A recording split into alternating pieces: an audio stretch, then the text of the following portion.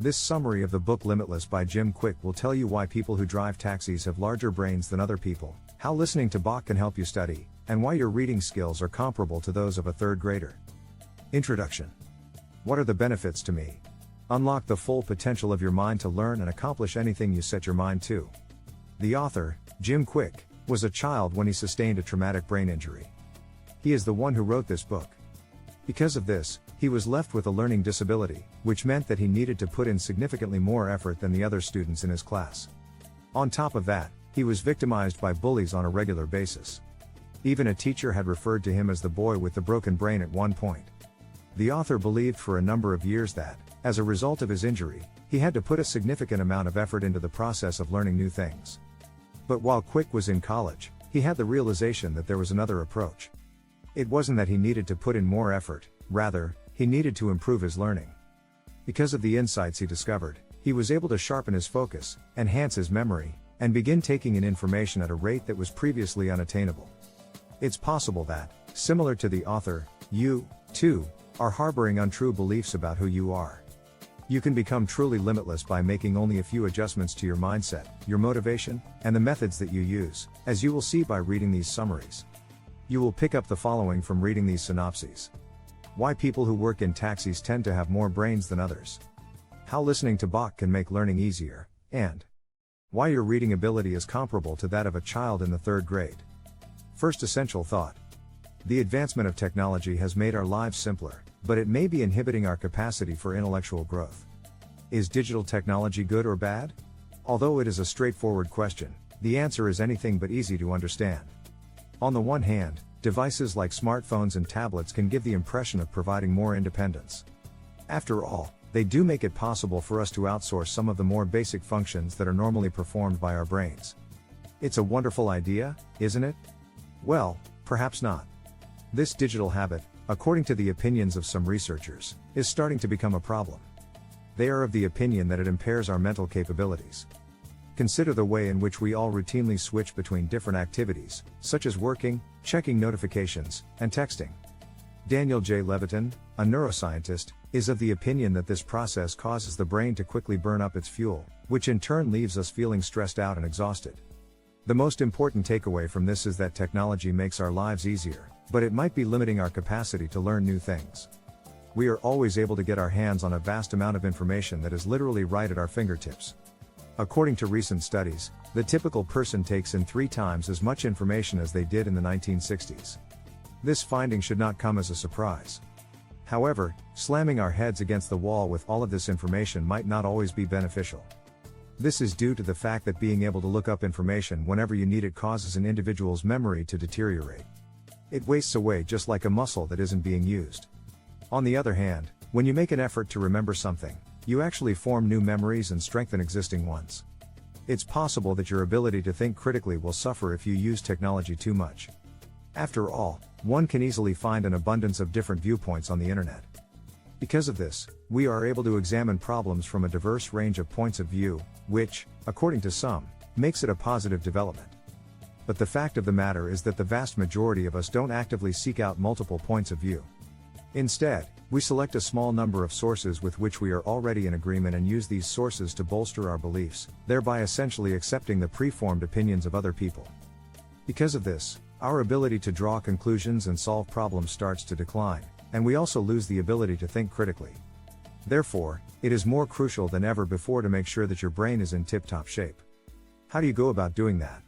Jim Kwik has a few recommendations for you. A straightforward recommendation that is particularly pertinent in this age of technology is to spend half an hour every day disconnected from all electronic devices. You can take this opportunity to relax, foster your creative side, or simply allow your mind to meander. But what happens if you do spend an unhealthy amount of time with your electronic gadgets? Will it make permanent changes to both you and your brain? Okay, so maybe not. As we are about to see in the following summary, the human brain is both resilient and adaptable. Concept central 2. Everyone possesses the ability to teach their own brain new tricks. How frequently have you found yourself thinking something along the lines of, "I'm too stupid to learn a second language. I have a terrible memory," or "I'm just not good at this subject"? When we devote an inordinate amount of time to comparing ourselves to our contemporaries, we frequently fall into the trap of believing that we are in some way less capable than they are. However, this can prevent us from realizing our full potential. It's possible that you're not happy with what you've accomplished so far, but that doesn't mean that you won't be successful in the future. Your brain is referred to by neuroscientists as being highly neuroplastic, which is a fancy term for the fact that it changes as you go through life. A lot. The most important takeaway from this is that each of us possesses the ability to effect change within our own brain. Many individuals are of the opinion that our brains reach their utmost potential sometime during the teenage years. After that, everything is supposed to get easier from there on out. The good news is that there is a substantial body of evidence to the contrary. Let's take a look at the taxi drivers in London. They are required to put in a significant amount of study time in addition to passing a rigorous examination in order to earn a license. It takes a prospective London taxi driver 3 to 4 years to commit each of London's 25,000 streets to memory, and that's just in one 10-kilometer section of the city. The cumulative effect of all this new information has a significant impact on their brains. The memory centers of London taxi drivers were found to contain a higher volume of gray matter when compared to those of regular people, as discovered by some researchers. It appears as though the process of learning thousands of streets compels their brains to generate new neural pathways. It causes structural alterations in their brains and even grows the size of their heads. What does this imply for us moving forward? The good news is that all of us are capable of carrying out the exact same activity. However, first and foremost, we have to rid our minds of what the author refers to as lies. This is an abbreviation for the phrase limited ideas entertained, which describes the nature of the discussion. We've been led to believe that our IQ is unchangeable throughout our lives, which is one of the greatest lies of all. It is not at all as straightforward as that suggests. The results of your IQ test are likely to remain relatively unchanged over the course of your lifetime. However, IQ is not a measurement of one's capacity for learning. It does not indicate your actual intelligence level, which can shift and improve over time. Nor does it measure it. This fallacy, the notion that one's IQ is unchangeable, is detrimental and restrictive. Everyone possesses the capacity to be brilliant. However, most of the time we choose not to believe that we do. Therefore, it may be time to start ridding yourself of these false beliefs and adopting a more optimistic frame of mind. Concept Essential and Degrees 3.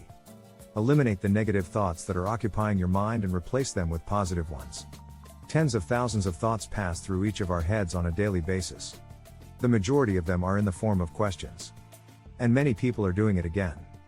We all have what are known as dominant questions among these, which are questions that are asked more frequently than others. On one occasion, for example, the author was given the opportunity to spend some time with the actor Will Smith while he was working on a movie set in Toronto. After 6 p.m. on the previous evening, the cast and crew continued their work in the harsh winter weather outside. To 6 a.m. during a break, the author and Smith came to the conclusion that one of the actor's primary concerns was, how can I make this experience even more magical? Smith was the author of the book. Smith inquired once more about the primary topic. Instead of using his downtime to rest and relax, he made the most of it by bringing everyone hot chocolate and making jokes, which resulted in a more enjoyable experience for everyone involved. The primary takeaway from this is that you should purge your mind of negative thoughts and fill it with positive ones instead. So, in your opinion, what do you think your most pressing questions are right now? And how useful do you find them to be? Questions such as how can I get people to like me? Or how can I become invisible? Are not productive questions to ask. Unfortunately, they can be negative or disempowering for many of us. They serve no purpose other than to hide your true self. Instead, you could give new questions a shot, ones that are geared toward empowering you. There is a good chance that they will be unique for each of us. These are the questions that are running through the mind of the author. How can I make this better? And how does my mind work so that I can work my mind? These dominant questions are positive. And they have the ability to perform a very important task, which is to change your mindset to one that is optimistic and limitless. This fresh way of thinking may in fact be beneficial to your physical well-being. For instance, research has shown that optimistic people have a 13% lower risk of suffering from heart attacks or depression. In other words, the next time you find yourself using phrases such as I can't, I'm not, or I don't, try rephrasing them as I don't. Recall instances in which you actually did succeed, even if it was only in part, and tell yourself, I haven't always been good at this, but that doesn't mean I can't be great at it now. All of these are wonderful places to start when you're trying to silence your inner critic. You could even give it a ludicrous persona. complete with odd outward characteristics and a zany name. Make fun of it whenever it tries to bring you down, and train yourself to recognize the difference between the self-critic that you have and the real you. If you train yourself to have a positive attitude, you will be able to experience more of the pleasures and opportunities that life has to offer. Concept Central 4. Define who you are and your reason for existing in order to inspire behavior modification within yourself. The terms passion and purpose are frequently used synonymously with one another. We use them to talk about something that really gets us excited, something that we look forward to doing more than anything else in the world. However, in point of fact, passion and purpose are two entirely separate things. The feeling of passion comes from within. It is buried deep within you, beneath the expectations or assumptions that other people have about you. It is in your inner core. On the other hand, purpose is directed toward the things that are all around you. It is something that you can contribute to or share with the rest of the world. One of your interests could be something like basket weaving, for instance. But it's possible that your goal is to instruct other people how to weave baskets. If you want to achieve limitless motivation and energy, it is essential to identify your passion and then use it to find your purpose. This may sound like a complicated process, but it is essential if you want to achieve limitless motivation and energy. The most important takeaway from this is that you need to find the motivation within yourself to change your behavior by defining who you are and what your purpose is. Let's take a look at an example, shall we? Imagine a 70-year-old person who is in good health. He rises at the same time of day every day, 5 o'clock in the morning, in order to attend the gym. Why? Is he energized by the early hours of the morning or by lifting heavy things? No. He acts in this manner because he believes there is a reason for him to do so. This will allow him to fulfill his purpose, which is to keep up with his grandchildren. What exactly does that imply for you? Consider the frequency with which you find yourself struggling to find the motivation to finish the tasks at hand. It's possible that you need to give some thought to the reasons you want to finish those tasks in the first place. If the answer is connected to your purpose, then you will have a greater incentive to take action. There is yet another strategy that can be utilized in order to become motivated. Consider who you are and the qualities that set you apart. The responses to these questions have the potential to be powerful agents of behavioral change. The author illustrates their point with a study that was carried out at Stanford University. The participants were split up into two groups by the psychologists. They asked one group, "How important is it for you to vote?" and asked the other group a question that was slightly different, "How important is it for you to be a voter?" It turned out that those who were asked about the importance of being a voter were 13% more likely to participate in elections. What can we infer from this information? It would appear that if you identify yourself with a goal that you want to accomplish or a habit that you want to cultivate, you will experience an increase in motivation. This response could be seen as encouraging, however, it is not comprehensive. There are likely other factors at play here besides a simple lack of motivation on your part. The subsequent summaries will shed more light on certain aspects of them. Idea Central 5. You can give your brain the support it needs by getting enough rest, eating well, and staying active on a regular basis.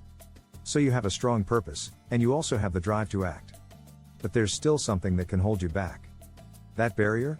It can simply be a lack of energy caused by eating the wrong type of food or not getting enough sleep. Sleep deprivation is tied to a long list of physical and mental issues. This list includes depression, irritability, heart disease, and even Alzheimer's. In short, don't sacrifice sleep. Sleeping, eating, and exercising are all essential if you want your brain to function at its best.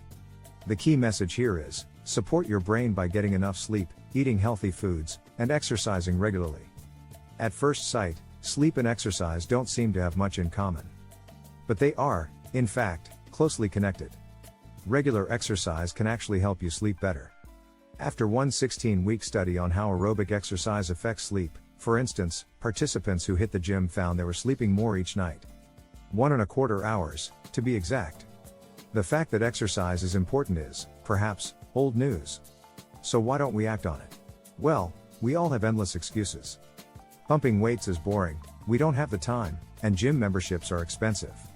The truth is, though, that the benefits of exercise far outweigh all of these concerns. And these benefits are not just limited to building muscle or losing weight, they affect your brain, too. Regular aerobic exercise can boost the size of your hippocampus, your brain's memory and learning hub.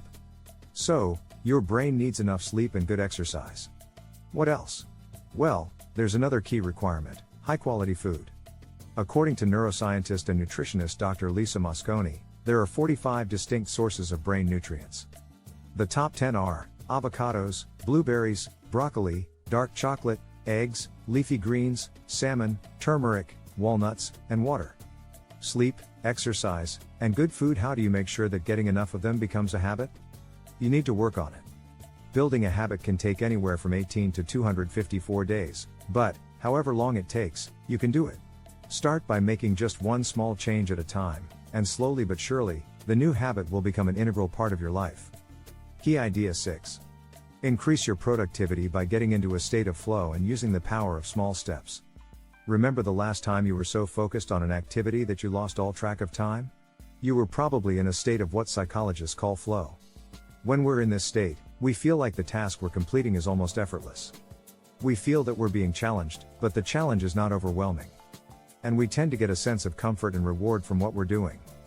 Perhaps the best part of flow is that it dramatically increases our productivity, sometimes by as much as 500%. The key message here is, increase your productivity by getting into a state of flow and using the power of small steps.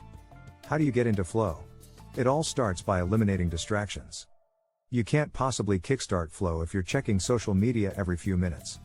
Actually, research suggests that, after an interruption, it can take up to 20 minutes to reconnect with a task. So you need to ensure that you have enough time to complete the task. Plan for at least 90 minutes, though 2 hours is ideal. And don't give in to the temptation to multitask.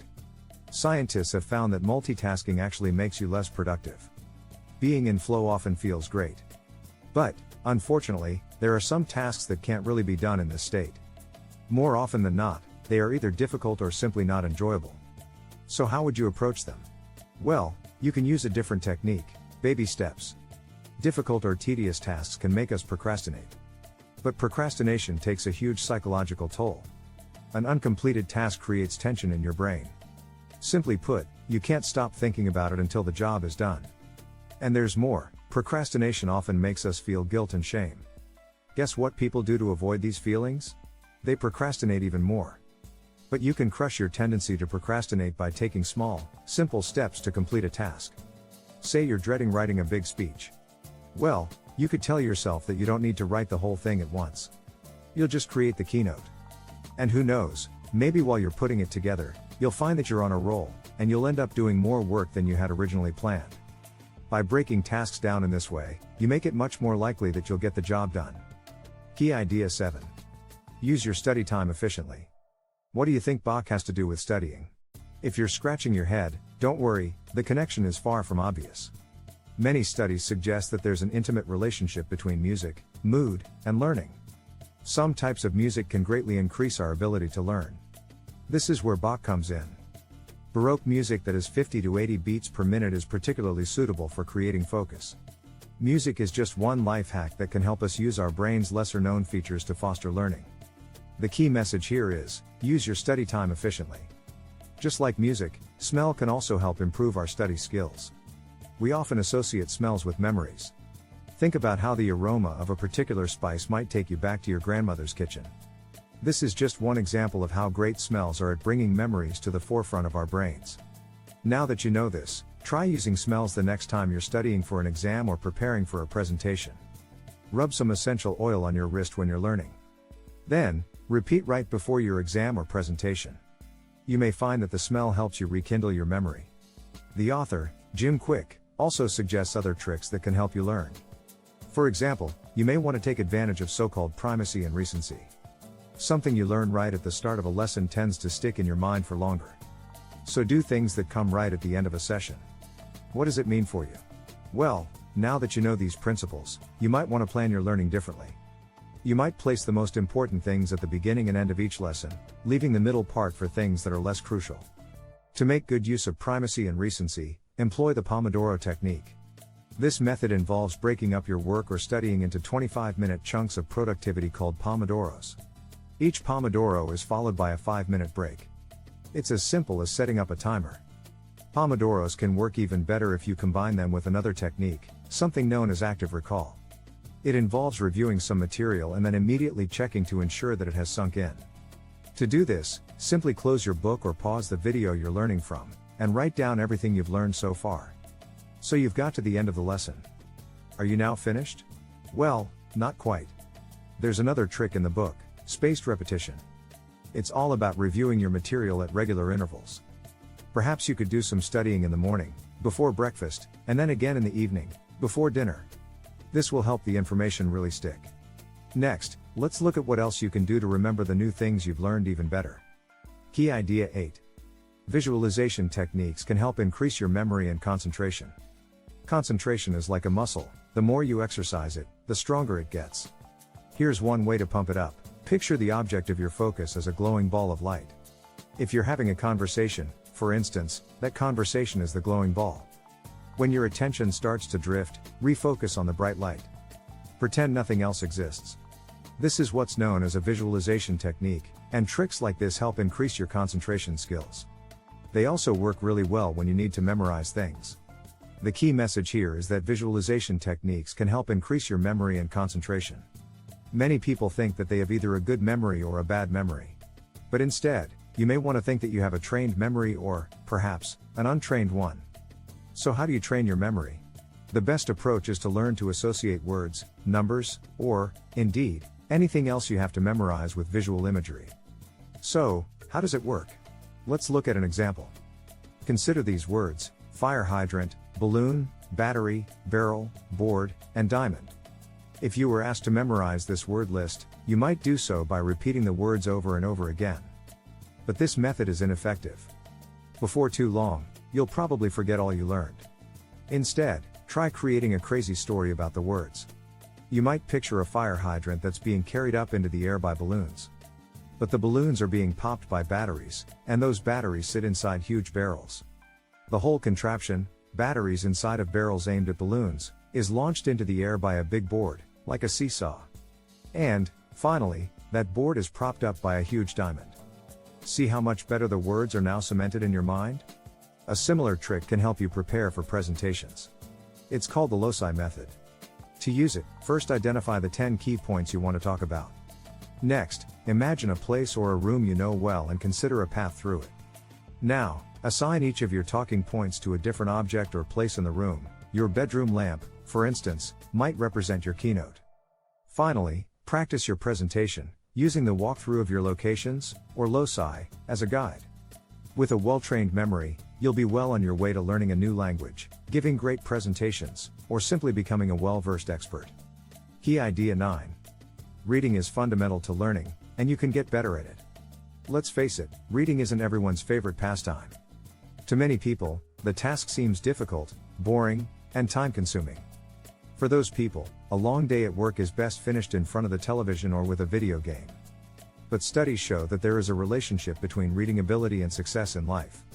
The better you read, the more likely you are to get higher paying jobs, the more likely you are to succeed. And here's something else: reading gives your brain a vigorous workout.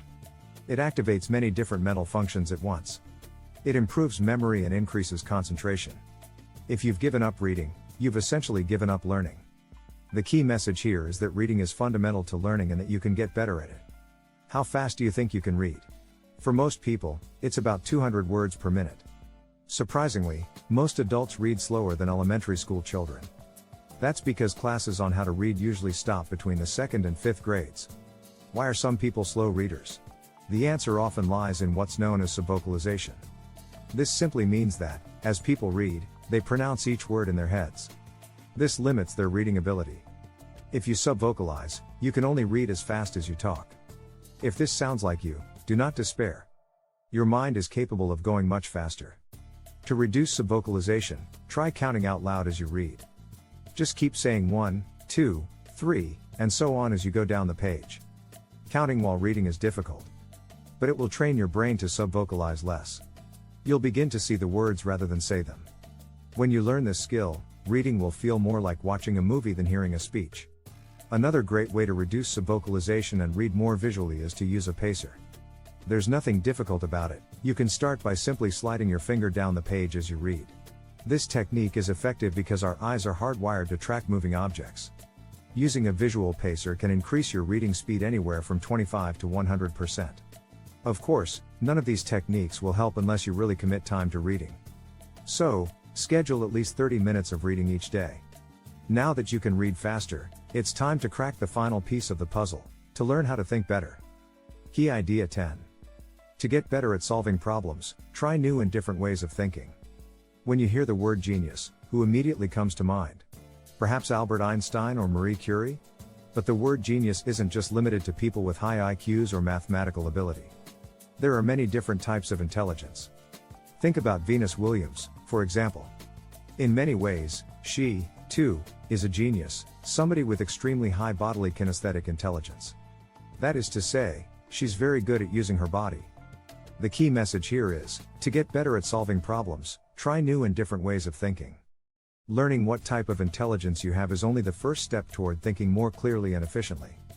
There are lots of other tricks, too. For example, you can try thinking differently, approaching problems in a manner that's entirely new for you, and breaking your thinking patterns. One way to do this is to use the thinking hat technique. Imagine you have a collection of multicolored hats. Now, when you look at a problem, you can change hats every few minutes. Say you're wearing a red hat. That means it's time to look at the situation emotionally. Or a green hat may call for creativity. But sometimes, even an advanced technique like this may not be enough. To solve some problems, you need to think entirely differently, in an exponential rather than a linear manner. When you think in terms of exponential growth, you are no longer dealing with crisis after crisis after crisis. Instead, you identify the root cause of the problem and attack it. One proponent of exponential thinking is Naveen Jain, innovator and winner of the Albert Einstein Technology Medal. Take his company, Viome, for example. Jain formed it because he believes that chronic illness is the world's most important underlying health crisis. So does his company work to find treatments for those diseases? No, Jain took a different approach. Instead of looking for piecemeal solutions, he understood that our immune systems are greatly impacted by how our gut microbes process food. So Jain created a tool for analyzing an individual's gut microbiome. It allows people to optimize their health by eating the foods that are best suited to them. Your goal might not be to solve major challenges like the one Jain is tackling. But by exploring new ways of thinking, you will bring different perspectives to the table. And this is certain to increase your chances of accomplishing great things. Final summary. The key message in these summaries is: many of us limit ourselves with false beliefs about our intelligence or other abilities. But the truth is, you don't have to be born a genius in order to succeed. You just need to cultivate your individual abilities and motivation. You do so by identifying your purpose and using that to push you forward. And then it's a matter of choosing the most suitable among the many great methods of studying, focusing, memorizing, reading, and thinking. That will make your learning truly limitless. Actionable advice. Create a not-to-do list. To-do lists are a classic productivity staple, but the trouble is, they don't help you prioritize your tasks. That's where a to-do list comes in. To make one, first identify all the tasks that you can't do because of outside circumstances. Then, write down tasks you might consider busy work. Next, add all the things you might delegate to other people or tasks for which you already have a system in place. And now you have a list of everything you shouldn't try to get done today. Thank you for watching. To get the most out of this book, order a copy by clicking the link in the description box. Kindly subscribe, like, comment, and share with your loved ones.